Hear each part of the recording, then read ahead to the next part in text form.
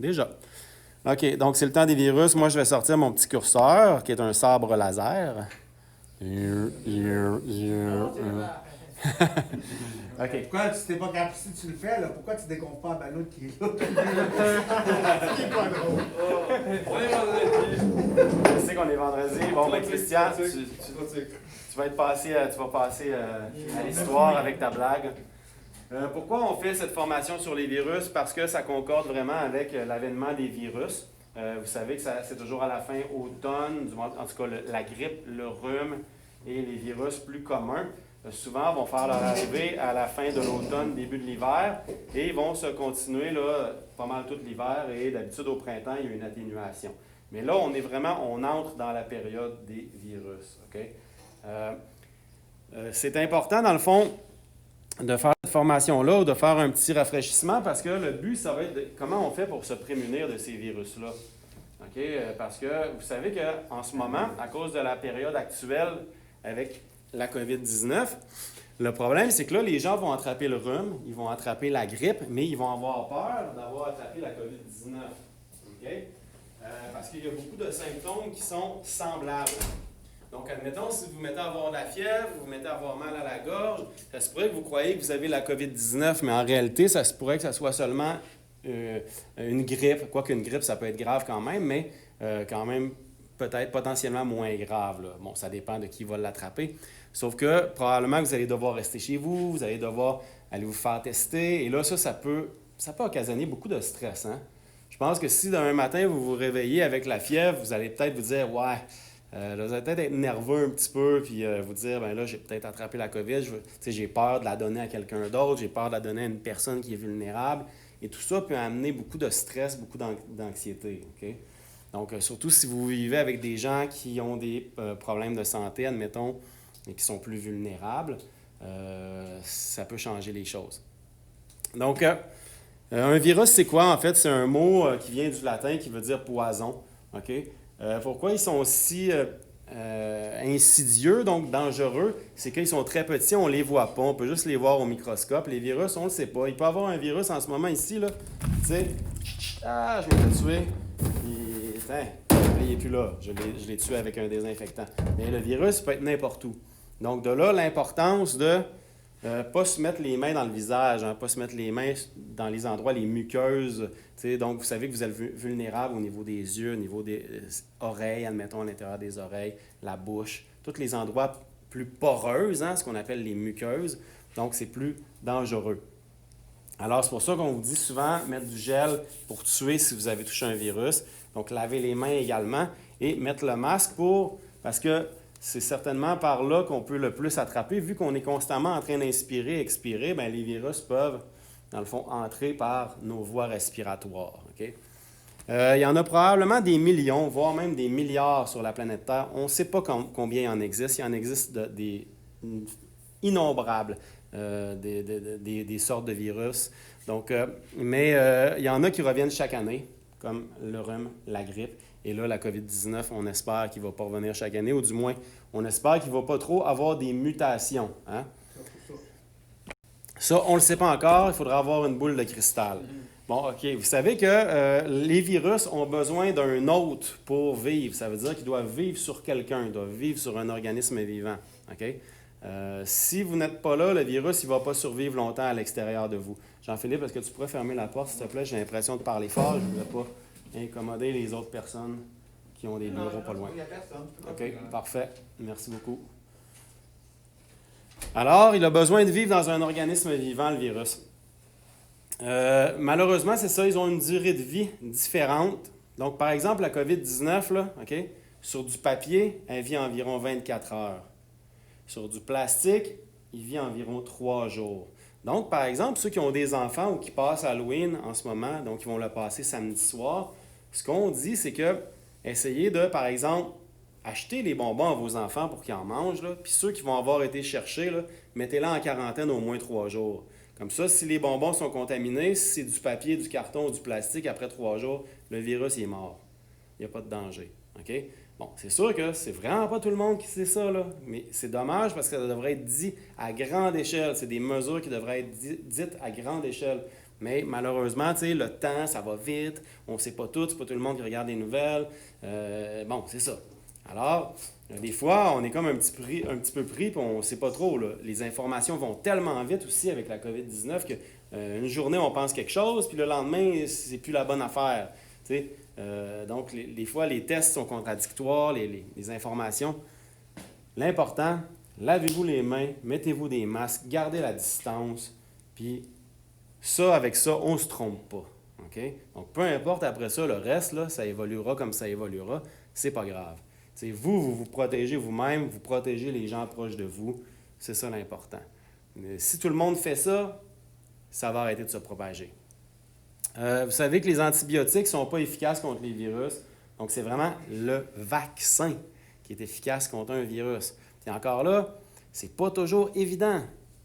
Des fois, ils ne sont pas capables de développer des vaccins pour certains virus, certains types de virus.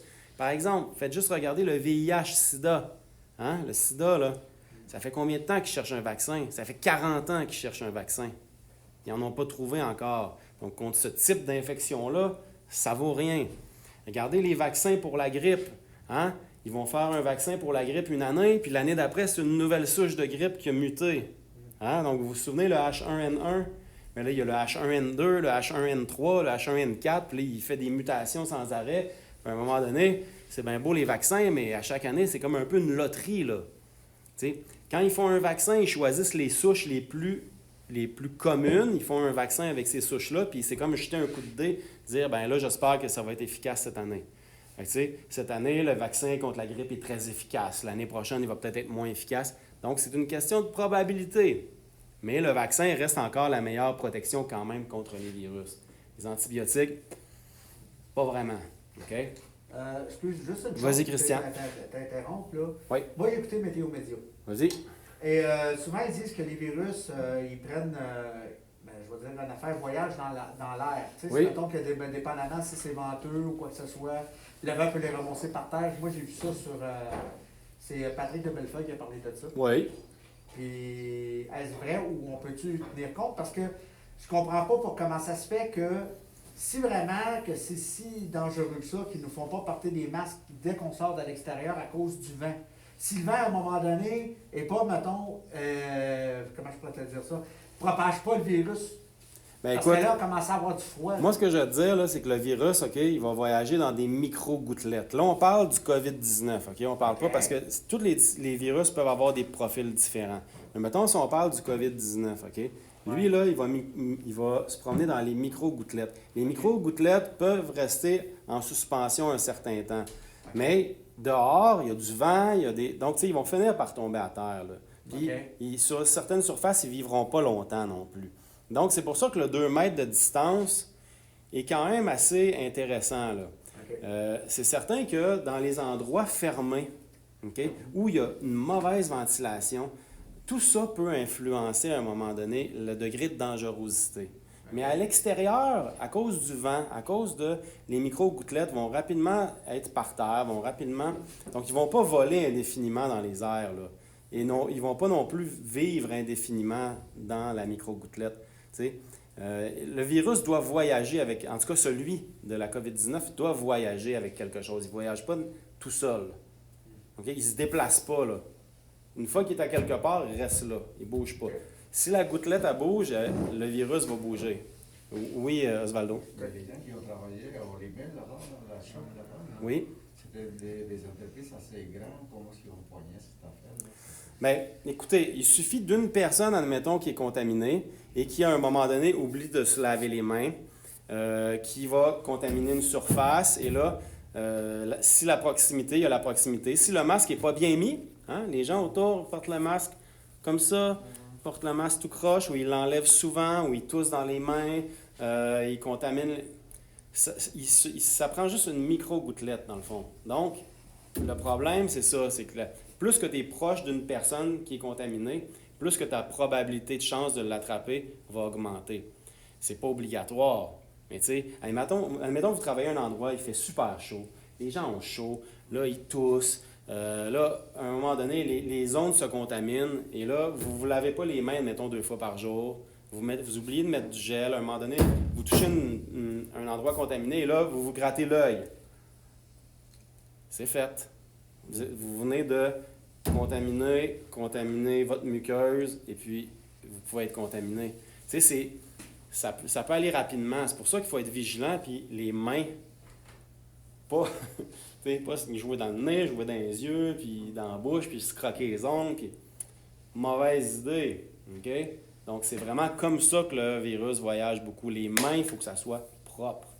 Donc, le plus souvent possible, quand vous êtes capable. Sinon, c'est le gel, parce que c'est par les mains que ça se contracte le plus. Donc, parce qu'on n'a pas toujours, tu sais, des fois, on se gratte, là, on s'en rend pas compte. Tu sais, ça nous pique dans l'œil, on se gratte l'œil, ça nous pique dans le nez un peu, on se gratte. On s'en rend même pas compte, c'est tellement instinctif. C'est pour ça que les mains doivent toujours être bien propres. Donc, de là, l'importance de ces mesures-là. OK, dans votre vie, vous avez été souvent aux prises avec différents virus, comme la varicelle, hein, les enfants, donc la picote, hein, la fameuse picote, la varicelle, qui peut dégénérer quand on est plus vieux si on ne l'a pas eu en zona. La mononucléose, hein, l'espèce de virus qui amène une fatigue chronique, là, à un moment donné. COVID-19, on en a parlé. Les feux sauvages, donc l'herpès buccale, OK? Donc, quand vous avez un feu sauvage sur la bouche. Et différentes ITS aussi, donc des infections transmises sexuellement. Il y a 3 catégories de virus. La première, c'est celle qui est transmise par contact direct. Donc, comme la COVID-19, la grippe, le rhume. Donc, une poignée de main, hein, une gouttelette, on tousse, un postillon. Hein, vous parlez, quelqu'un parle, le postillon revole. Donc, un objet contaminé. Les poignées de porte. Les poignées de porte. Tout le monde met sa main sur la poignée de porte tout le temps. Donc, moi, quand je vais aux toilettes, là, je me lave les mains, OK? Je sors de la toilette et je me mets tout de suite du purel après. Enfin, je viens de mettre la main sur la poignée de porte. Donc, c'est niaiseux, mais les gens qui rentrent aux toilettes n'ont pas nécessairement les mains propres. Hein? Vous arrivez aux toilettes pour laver vos mains, vous touchez à la poignée de porte. Donc, c'est juste, dans le fond, demain, à être conscient qu'il y a des zones plus propices où les gens mettent leurs mains souvent. Donc, c'est plus propice à ça. Donc, juste à garder ça. Tu sais, pas obligé de freaker non plus, là. Puis, hey, t'inquiète pas. Tu sais, on peut rester calme, là, mais juste être conscient que la propagation se fait par les mains, par les poignées de porte, les zones où les gens touchent beaucoup. Bon, vous êtes tous dans la même bulle, hein? Donc, vous êtes à Animat, vous partagez les mêmes espaces et tout. Donc, c'est très important pour vous et pour les gens avec qui vous travaillez. Chaque geste que vous faites vous protège vous, mais ça protège aussi les autres. Fait que, tu sais, vous êtes une équipe, là. Fait que vous le faites pour vous, vous le faites pour les autres, puis vous le faites pour les gens qui habitent avec les gens qui travaillent avec vous. Tu sais, vous ne savez pas, là, il y a peut-être une personne dans votre équipe qui a à la maison une personne âgée qui vit avec, ou une personne qui a le diabète, ou qui est immunosupprimé. Vous ne savez pas, là, peut-être que vous êtes en train de travailler avec une personne, que cette personne-là habite avec une personne dans... C'est juste ça. C'est de garder à l'esprit que moi, j'ai pas peur pour moi. Moi, attraper la COVID-19, là, ça me fait pas peur, pas une minute. Parce que je suis jeune, je suis en santé, je suis jamais malade. Fait que tu sais, je pourrais me promener pas de masque puis me dire je m'en fous. Ouais, mais c'est pas ça. C'est pas le danger, c'est pas moi. C'est les autres. Tu sais? Puis je voudrais pas vivre avec ça sur la conscience après. Dire, hey, j'ai donné ça à quelqu'un d'autre, puis il est mort. Hey, imaginez, là. Comment après ça, tu dois te dire, ah, wow, OK. Pas bon, là. Tu te sens pas très bien de ça, là. Bon, le rhume, OK. Les symptômes qui sont similaires entre le rhume et la COVID. Donc, vous avez la fièvre et le mal de gorge, OK? Donc, alors, tu sais, des fois, vous pouvez attraper un rhume, avoir un petit mal de gorge, un petit peu de fièvre, pas trop fort. Dire, hey, j'ai peut-être attrapé la COVID, mais ça se peut que ça soit un rhume. Donc, ça se peut qu'on vous dise de juste rester à la maison pendant 3 jours. Dans ce temps-là, là, si vous hésitez, vous ne savez pas quoi faire, là, je vous conseille d'appeler au numéro, dans le fond, qui est SOS COVID, là, je ne sais pas trop, le truc. Là. Vous appelez là, puis ils vont vous dire, admettons, selon les symptômes que vous avez, qu'est-ce que vous êtes le mieux à faire. Est-ce que c'est mieux de rester à la maison? Est-ce que c'est mieux de carrément aller se faire tester? Là, ils vont vous poser une couple de questions, mais ils vont pouvoir vous pister, admettons, pour vous dire quoi faire. OK? La grippe, ça, c'est plus sérieux, hein, la grippe. Donc, d'habitude, on a des douleurs musculaires qui s'accompagnent avec la fièvre. La fièvre va être plus forte. On se sent comme si on avait fait de l'exercice et qu'on a mal partout. Là. Ça, c'est pas le rhume. Ça, c'est la grippe. maux de tête, donc des toux, des fièvres élevées, fatigue extrême, et ça dure plus longtemps aussi. Hein. La grippe, d'habitude, ça dure beaucoup plus longtemps. Et la gravité, c'est très grave. Si vous regardez les statistiques, là, hein, en moyenne, là, il y a 3500 personnes qui meurent au Canada chaque année des complications de la grippe. Donc, c'est quand même quelque chose de sérieux. Souvent, c'est les personnes plus âgées, les personnes qui ont un système immunitaire plus faible. Et il y a quand même 12 000 personnes par année qui sont hospitalisées. Donc, la fameuse influenza, là, hein, la grippe influenza type A, type B. Bien, moi, ma mère, elle a été hospitalisée il y a 2 ans pendant 4 jours. Elle a failli y passer. Là, OK? Donc, c'est sérieux. C'est très sérieux. Quand tu es plus jeune, d'habitude, tu vas t'en sortir mieux. Tu as un système immunitaire super fort. Et moi, ça m'est déjà arrivé d'attraper une influenza. Là. Pendant 3 jours, là, écoute, j'étais couché, là, puis je suais ma vie. Là. Okay? Je suais. J'ai fait des suées, là, genre en mouillé mon matelas bord en bord. Là. C'était des grosses fièvres, là, très fortes. Là. J'étais correct après 3 jours, mais sur le moment, je pensais que j'allais y passer. Là. J'étais comme, mon Dieu, c'est donc bien intense, ça. Là. C'est la première fois que j'attrapais quelque chose. C'était pas juste un petit rhume, là. C'était une vraie grippe. Une grippe d'homme, comme on dit. Là. Coronavirus, OK. Les symptômes les plus fréquents sont vraiment la fièvre, la toux sèche et la fatigue. OK? Les symptômes les moins fréquents, donc courbature, maux de gorge, diarrhée, conjonctivite, maux de tête, perte d'odorat ou du goût. Mais ce qui est très important de se souvenir, c'est que le coronavirus, là, le vrai danger qu'on a là, au Québec et dans les autres pays, là, c'est le danger de point de rupture avec le système de santé. Je ne sais pas si ça vous dit quelque chose, ça. Le point de rupture avec le système de santé. Ça veut dire que tout simplement que le système de santé ne sera plus capable de soigner les malades. Et en plus de ça, qu'ils vont être obligés de faire des choix, si mettons qu'il y a une rupture au niveau du stock, de décider qui vont garder vivant et qui vont laisser partir. Écoute, je ne l'aurais pas mieux expliqué que Christian. C'est en plein et exactement cela. Donc, ce que le gouvernement est en train de faire en ce moment, là, c'est qu'il veut empêcher qu'il y ait une rupture du système de santé. Ça veut dire qu'en laissant les gens confinés plus ou en mettant des mesures strictes, c'est pas que le gouvernement veut restreindre les libertés du monde. Là. C'est pas leur trip de faire ça. Genre, hey, on veut que vous soyez plus libres. Tu sais, les conspirationnistes pensent que là, on veut comme enlever leur liberté. Là. C'est pas ça, là. C'est que si, admettons, il y a trop de cas, il va y avoir trop de malades. S'il y a trop de malades, ils vont aller dans les hôpitaux. Il n'y aura plus de place, il n'y aura plus de lits, il n'y aura plus de respirateurs artificiels. Et là, quand il va y avoir 10 personnes, là, puis qu'il va y avoir juste 5 respirateurs, là, il va falloir qu'ils choisissent 5 personnes. Puis comment ils vont faire pour choisir 5 personnes? Ils vont choisir ceux qui ont plus de chances de survivre. Puis les 5 autres, qu'est-ce qui va arriver? Ils vont mourir. Puis imaginez-vous, c'est terrible ça. Et ça, on ne veut pas arriver là. On n'est pas dans un pays où on a envie que les gouvernements prennent des choix comme ça. Fait que c'est pour ça que c'est être responsable tout le monde en même temps. C'est ça que ça veut dire. Ça veut dire de faire attention pour les autres. Puis faire attention pour pas qu'on se rende à un point de rupture où le gouvernement va être obligé de faire des choix comme ça. Des choix déchirants. Donc, et ça, personne ne veut ça. Je suis sûr que tout le monde, hein, vous avez tout quelqu'un que vous connaissez plus vieux ou quelqu'un de plus vulnérable ou quelqu'un qui vit dans un CHSLD ou dans une résidence pour personnes âgées, puis vous n'avez pas envie que ça arrive. Là. Puis moi non plus. Puis ma mère, moi je suis le premier. Ma mère habite avec nous. Puis elle a une santé fragile, elle est immunosupprimée. J'ai toujours peur d'attraper ça, moi, là, parce que je sais que si j'arrive chez nous et je l'attrape, elle, potentiellement, il va falloir qu'elle soit intubée, il va falloir qu'elle ait des soins, tu sais. C'est certain que moi, je prends ça au sérieux. Donc, tout simplement parce que je pense que c'est important. Donc, coronavirus, gravité, bénin à grave. Donc, il y a des personnes qui ressentent absolument rien. Ils ne savent même pas qu'ils ont le coronavirus. Donc, souvent, c'est les jeunes. Ils vont l'avoir attrapé, ils l'ont jamais su. Ils s'en sont même pas rendus compte. Puis, tu en as d'autres, personnes plus âgées, malades chroniques. Eux, ben, ça peut se rendre jusqu'au décès. Fait qu'on a vraiment toute la gamme de gravité, de très bénin à très grave. Comment éviter la contamination? Ça, tout à l'heure, on en a parlé, là, hein? Donc je pense qu'on a fait le topo, je ne vais pas revenir là-dessus, mais c'est vraiment attention aux mains, attention aux micro-gouttelettes. Donc quand vous parlez, quand vous toussez, essayez le moins possible de contaminer les surfaces. Okay? Donc, c'est vraiment ça qui est le défi. Deuxième catégorie de virus, on passe rapidement, mais quand même, c'est bon que vous le sachiez. Les virus qui se transmettent par les liquides corporels. Est-ce que quelqu'un a une idée, mettons?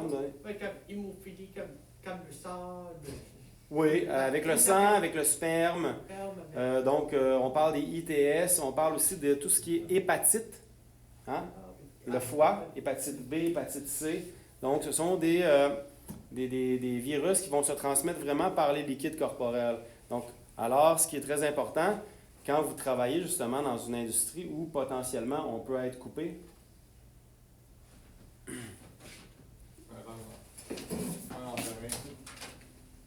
Oui, Yannick? Waterville, c'est à quelle heure la formation? C'est la troisième, donc un peu. 2h15. Pourquoi? Ça veut, je vais mettre mon masque. Y a-t-il moyen qu'on repousse ça? Oui. Peut-être la semaine prochaine, ça serait pas fait. Je pourrais même, la formation que je fais aujourd'hui, je pourrais leur envoyer sur Teams. Ils pourraient l'écouter sur leur lien Teams. Veux-tu voir avec eux autres si c'est possible? Ouais. Merci. OK, merci.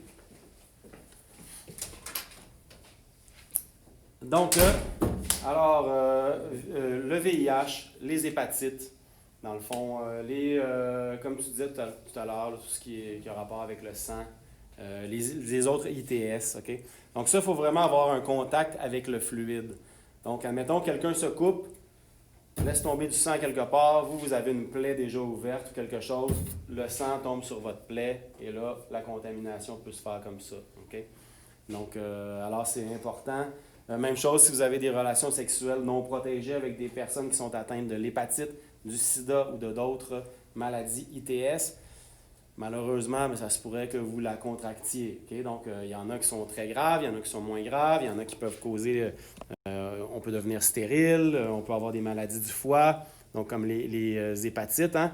Donc, c'est très dangereux. Ça peut mener aussi à la mort carrément du foie et qu'on doit avoir une greffe de foie. Les hépatites, c'est quelque chose qui peut être très sérieux. Mais bon, c'est certain qu'en contexte de travail, c'est moins pertinent.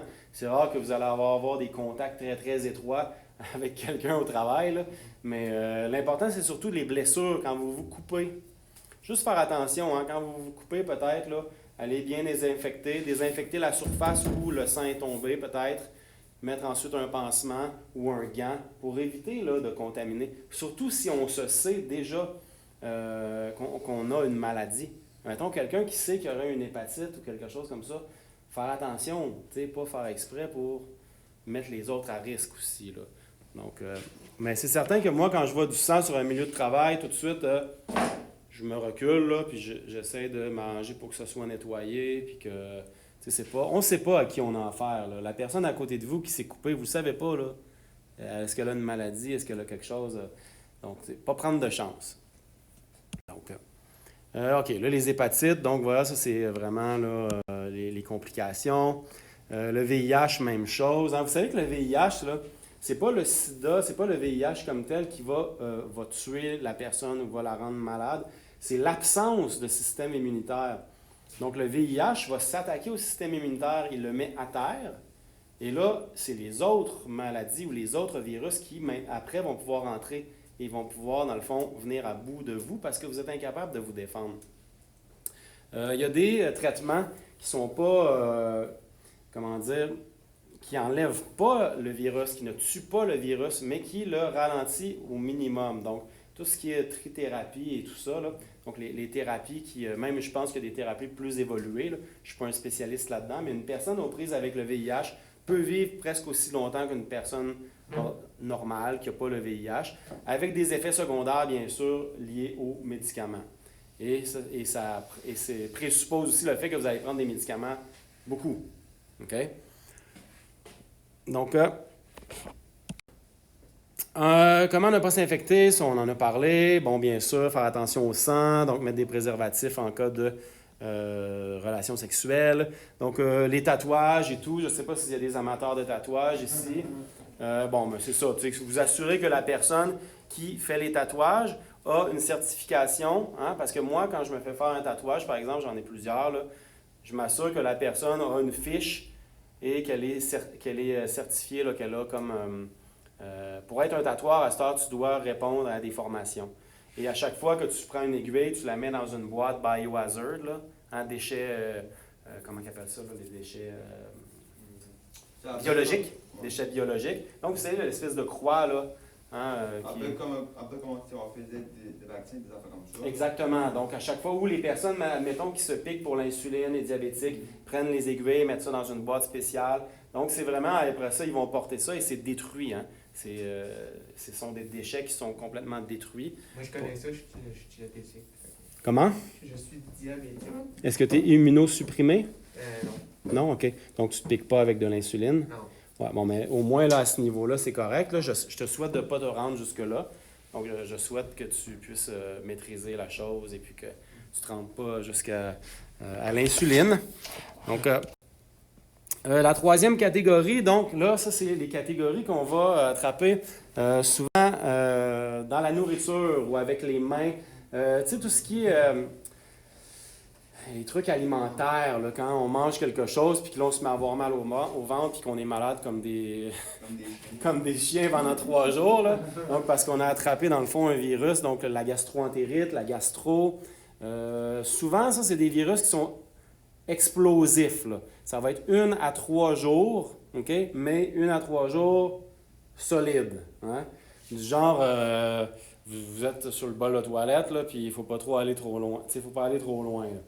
Donc, ce qui est important ici, c'est pas sorcier, là, c'est l'hygiène des mains et aussi essayer de bien nettoyer les aliments, peut-être quand on les achète. Donc, passer à l'eau un peu, fruits, légumes. C'est certain que ça ne va pas nous prémunir totalement, mais ça peut aider.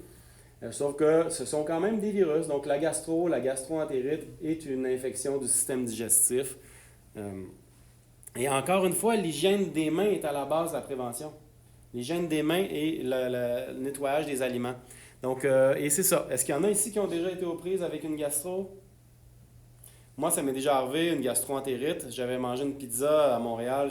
Je travaillais là-bas il y a à peu près 5 ans. Puis je me suis fait venir une pizza. Elle était super bonne. Hein? Puis écoutez, là, 4 heures plus tard, là, je me suis ramassé là, à sortir toute ma nourriture. Et ça a duré 2 jours. Et je n'étais plus capable de boire une gorgée d'eau. Je buvais une gorgée d'eau et elle ressortait automatiquement. Et puis là, le danger dans ce cas-là, c'est la déshydratation. Donc le danger, à un moment donné, après quelques jours, là, c'est que de ne plus être capable de boire d'eau et que là, on vient carrément dessécher. Donc je vous dirais que c'est pas mal la chose la plus grave qui peut arriver. Donc c'est quand même assez bénin. Là. Donc si on est capable à un moment donné de réussir à boire de l'eau, on va survivre. Tu sais. Quiz. Bon, on ne va pas faire le quiz maintenant. Il reste 8 minutes. Donc, moi, ce que je voudrais... OK, Pierre, est-ce qu'on s'était branché sur Teams déjà, ensemble? Est-ce que tout le monde ici s'était branché au moins une fois sur Teams? Ouais. Est-ce qu'il y en a qui n'avaient pas été branchés encore? OK. Non? Tout le monde a été branché au moins une fois? Bon, mais si c'est le cas, je vais vous laisser aller dans ce cas-là, parce que là, ça va être important que tout le monde se soit branché au moins une fois, là, parce que les formations, à partir de maintenant, ce qu'on va faire, c'est que quand les